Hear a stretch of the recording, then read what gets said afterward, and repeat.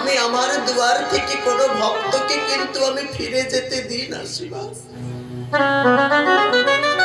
যাও যাও মুকুন্দ যাও, তুমি ফিরে যাও তোমার শ্রীখণ্ডের মাটিতে, আর আমার আজ্ঞায় তুমি বিবাহ করো। বিবাহ করে তুমি তোমাদের পারিবারিক ব্যবসা তুমি কবিরাজিটি আরম্ভ করো, এবং পূরবের যে তোমাদের গোপীনাথের সেবা, গৃহে গিয়ে তুমি গোপীনাথের সেবা করো। নরহরি, তোমার বড় ভাই আমার কাছে থাক। এক সংসারের দুই ভাই যদি হরিনাম করতে পথে বেরিয়ে যায়, হরিনামে যে বড় কলঙ্ক হবে মুকুন্দ, হরিনামে যে বড় কলঙ্ক হবে। যাও মুকুন্দ যাও, তুমি গৃহে ফিরে যাও।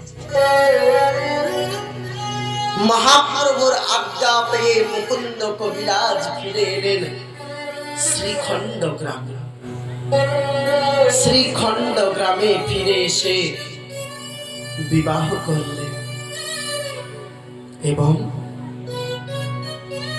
প্রারম্ভ করলেন তাদের কবিরাজের চিকিৎসা। কবিরাজ চিকিৎসার মূল ঔষধি ছিল কেবল মাগো গৌর মন্ত্র, কেবল ছিল গৌর কৃপা। তখনকার সময়ে বাবা, রাজা আকবরকে সবাই চিনবে। রাজা আকবর এসেছিলেন এই মুকুন্দ কবিরাজের কাছে চিকিৎসা করাবার জন্য, কিন্তু মহারাজ আকবর যেদিন এলেন চিকিৎসার জন্য, তার প্রচন্ড পেটে পীড়া ছিল বাবা। কিন্তু এই মুকুন্দ কবিরাজ কোন ধনী মানুষের চিকিৎসা করতেন না, কোন ধনী মানুষের চিকিৎসা করতেন না, কেবল দীন দুঃখী দরিদ্রদের তিনি সেবা করতেন, কেবল মাত্র এই গৌর নামে। এই গৌরের কৃপায় মহারাজ আকবর যেদিন শুনতে পেলেন যে তিনি তো কোনো মহারাজকে ওষুধ দেয় না,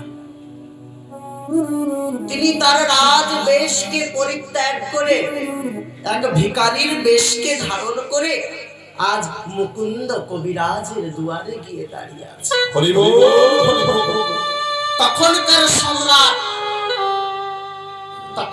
সম্রাট আকবর মুকুন্দ কবিরাজ দর্শন করলেন, এক মানুষ দাঁড়িয়ে আছে ওই দরজার পাশে। এসো, আপনার কি ব্যাধি হয়েছে?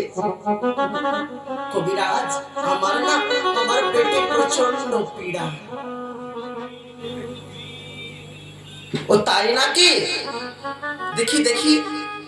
মুকুন্দ কবিরাজ যখনই তার মস্তকে হাত দিয়েছে, বলছে তোমার কোনো পীড়া নাই গো, এই মাটিতে তুমি গৌর গৌর বলে গড়াগড়ি দাও, দেখবে তোমার সব পীড়া ভালো হয়ে যাবে।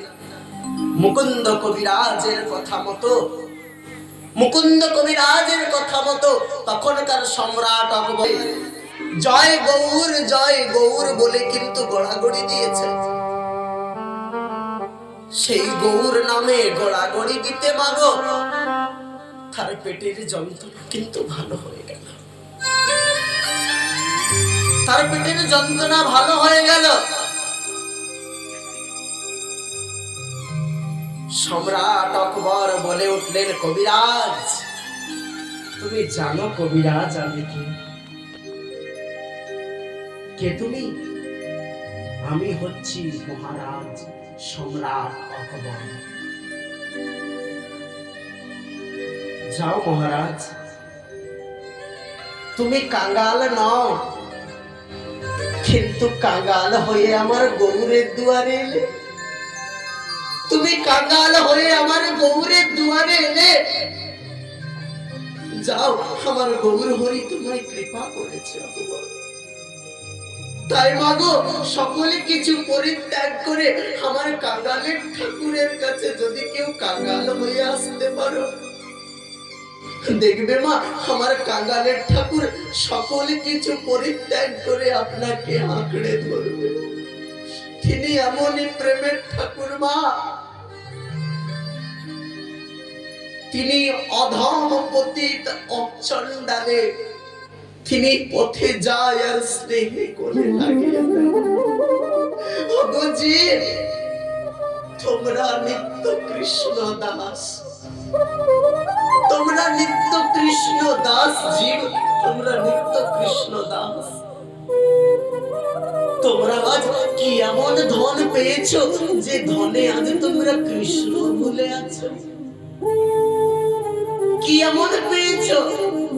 কিছু টাকা, কিছু পয়সা, কিছু জন, কিছু গাড়ি বাড়ি, এটির জন্য তোমরা ভবপারের মালিককে বলে গেলে? ওগো জীব, তুমি জানো না সেই না দেশের কথা। আজ যেমন তুমি এসেছো, তোমাকে কিন্তু ফিরেও চলে যেতে হবে। সেই দিন তুমি কার পার ঘাটায় গিয়ে দাঁড়াবে জীব, একবারও চিন্তা করেছো? তুমি কার পারে গিয়ে দাঁড়াবে? যাও যাও আকবর, আমার মহাপ্রভু তোমায় কৃপা করেছে।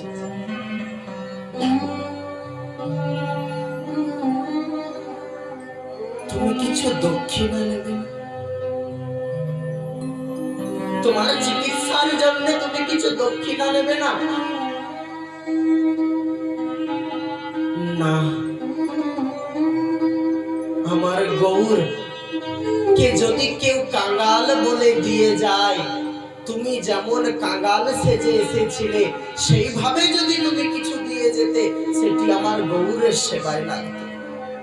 কিন্তু কাঙাল হয়েও যখন তুমি প্রকাশ করলে আমি ধনী, যাও, আমার গৌর কোনোদিন ধনীর অন্ন গ্রহণ করে না। আমার গৌর কোনোদিন ধনীর অন্ন গ্রহণ করে না। আকবর, তুমি ফিরে যাও। সম্রাট আকবর সেলাম জানালেন, সেলাম জানালেন মুকুন্দ কবিরাজকে, আমি এই বাংলার মাটিতে চিরঋণী হয়ে থাকব। এই বাংলার মাটিতে আর তোমাদের বাংলার গৌরের কাছে আমি চিরঋণী হয়ে থাকব।